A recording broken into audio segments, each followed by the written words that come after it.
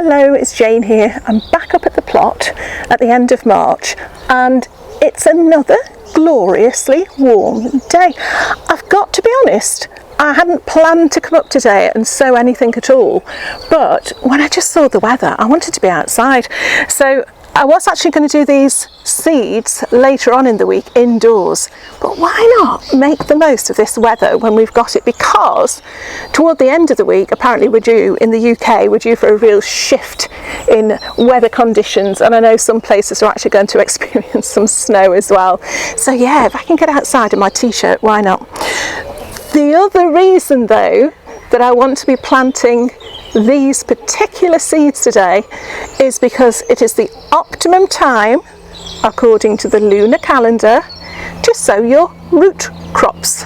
That is, let me get this straight, the moon is waning, so we've had a full moon, we are now going back towards a new moon, and during that time is the best time to plant your root crops. Now if you wonder what I'm on about, get yourself along to the video I did with Neil. I'll put a link somewhere here, and just have a listen to what he says about lunar planting, otherwise known as planting by the phases of the moon. I've said this year I'm going to give it a trial. I'm not going to, I'm not going to say I'm completely convinced yet, but if I can grow nice healthy vegetables, great. If they're made better because I've planted them on certain days, even better. So yeah, today I'm going to get my roots in, or rather some of them.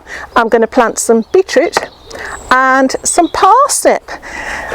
So I'll show you which ones. Of course I've picked up the wrong one, haven't I, straight away. I'm going to be sowing them. It does say you can sow them directly outside, sort of later on in April and early May, but I'm going to be sowing these in, well, if I say modules, this is obviously a modular tray, that's fine, but that's the only one of that size I've got. So the others are going to be sown in these little pots. I'll put my parsnips in there, my beetroot in here, and what I'm going to do, again, this is something that Neil advocates, but we have done before, is sow a few to each module, so that once the plants have grown, you might have 5 little beetroot plants in one module. Instead of thinning them out, you'll just push them in one clump out of your module, dib a little hole in your soil and put them in like that. And all you do then, they will all grow quite happily together. You pick the one that gets the size you want first. That then gives the others a bit more room. They continue to grow. You pick your next one. What's left will continue to grow. They're not going to suddenly freeze and go, oh, I can't grow anymore, I'm squished. They'll grow quite happily with neighbours around them. So I'm going to do that both with beetroot and with parsnips. So yeah, let me show you the varieties. Beetroot. Burpee's golden. I haven't grown that before. Beetroot cylindra we have. Now these come from Premier Seeds, which have always been okay with us. These are organic, they're all organic. But then here again, look, we've got another Burpee's golden. These are from Chiltern Seeds. Packeted 2020, probably still okay. These sow by November 2023, January 2024. So I am going to go with the newer ones because they can be quite tricky to germinate. 2023, these are Boltardy. So I've got Cylindra, Boltardy and Burpee's golden. And then I've got multicoloured mix, which has got these really lovely candy stripe ones on that have got the pink and white concentric circles, and they're just gorgeous. They're lovely. So actually I've got 4, I'm going to make a right mess now. I've got 4 rows of 5 in there, so 1 for each row. And all I'm going to do is first of all open the compost. Never thought through, Anna. Never thought through. I've also just got to say, while I'm opening the compost, I'm going to show you my t-shirt. Oh, one in a melon. If you're wondering what all that's about, go and take a look to the the transatlantic melon challenge video that I did with Jim a week or so ago. Again, I'll put a link up there or down below, because yeah, there's a bit of I don't know, a bit of chatter going on about who's going to win. Of course Team UK are going to win, but if you want to join in, if you want to grow melons this year and you haven't joined in yet, take a look at the video and join in. Right, okay, standard compost. Should I do it in there? Probably should, not gonna. Just going to put this in. Now, this doesn't need particularly strong compost. They're only seeds. Sadly, this is not peat free. Basically, we just had a whole load of compost left from last year. I think we tried some peat free last year. No, maybe we didn't. But we're going to use this up. And then I know so many people are trialling different sorts of peat free this year. And it's difficult to know which way to go. I know we should all be going towards peat free. That's definitely the way we all want to go as gardeners. But while I've got this sitting in the greenhouse, actually drying out quite a lot, I'm going to use it. So this is why I do things outside. If I was doing this, well, I will sweep up after me. If I was doing it in the greenhouse, it'd make so much mess, but at least here I can pretend it was here already.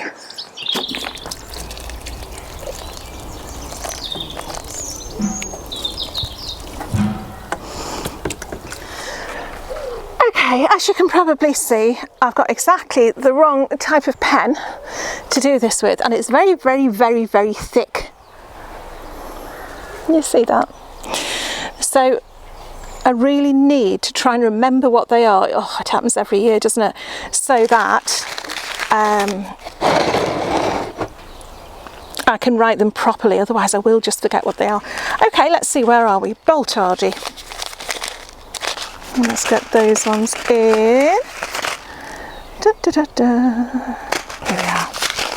This one says, ideal bee for early sowing as it does not bolt. And you can lift these as young baby beets. And that's what I'm saying really, is you don't have to wait for them to all fully grow. When you grow them next to each other,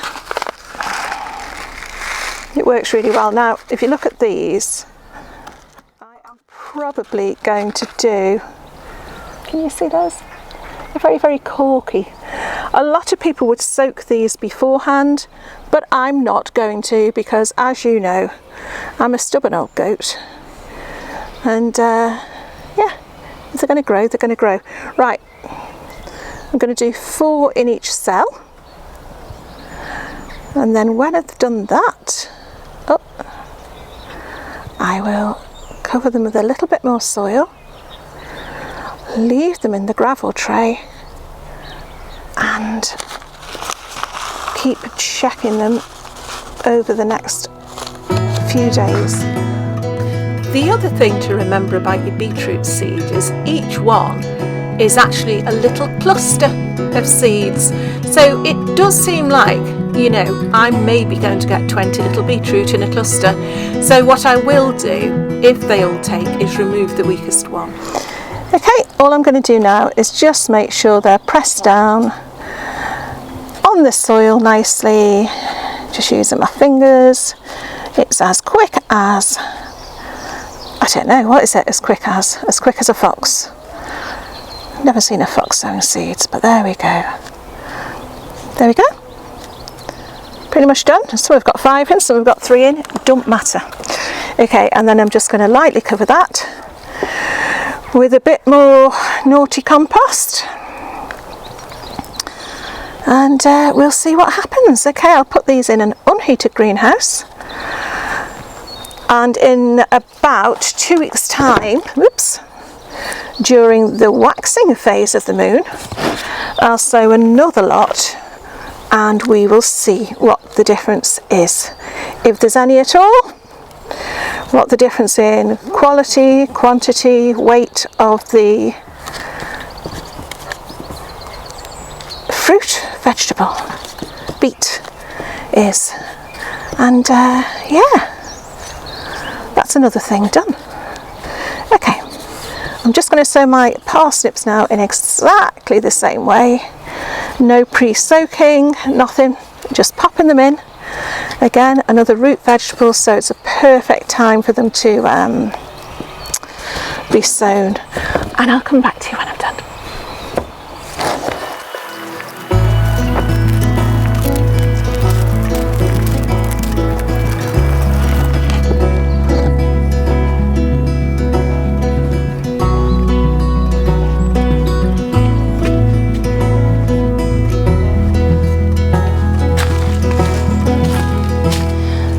Okay, I'm gonna have to duck here because don't quite fit.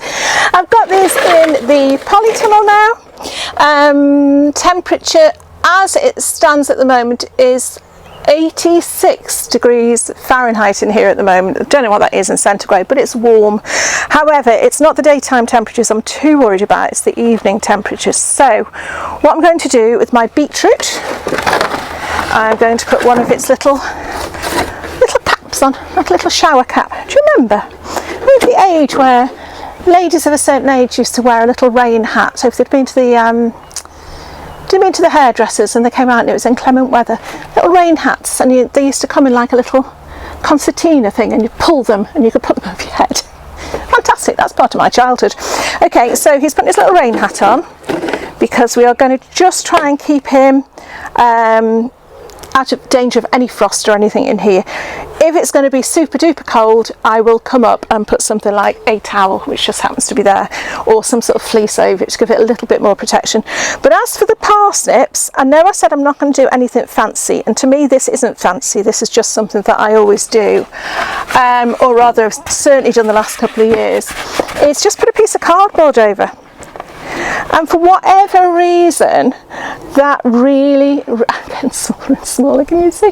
For whatever reason, that really helps with the germination. So yeah, putting the cardboard on there. And I'll just keep coming and checking. I'll check them every day when I come and see the chickens, see if there's any sign of growth. And as I say, what I will now do next is I will do exactly the same sowing with exactly the same seeds in 2 weeks' time, so during the waxing phase, and we'll just see how they compare. But anyway, it's such a lovely day. It's too warm in here for me.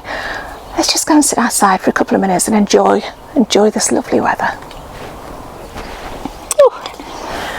I feel like everything today is on a bit of a go slow, which is absolutely lovely. I mean, I know from a productive point of view it's not great. You've got so many other things you should be doing, but just to get out and enjoy this while we can is so nice. It's maybe a bit quiet as well. Does it seem quieter than normal? I don't know, it's so peaceful. All I've got here, I've got the noise of the chickens who are just there, and the birds above. And every now and then you get a crow who comes and disrupts everything. I love crows, but they always come and disrupt the happy little birds. And there's an almighty quarrel up in the treetops. But it's all part of nature, isn't it? So yeah, I'm really pleased I've got those in at the right stage of the moon. Let me know. I mean, the interview I did with Neil raised a lot of interesting questions. And a lot of encouragement actually to just, give it a go. What have you got to lose? Again, I could have been up here sowing those seeds today anyway and not known anything about what the moon was doing, and not having any expectations of those seeds whatsoever. But we'll just see if it makes a difference. So let me know, are you doing any moon planting this year?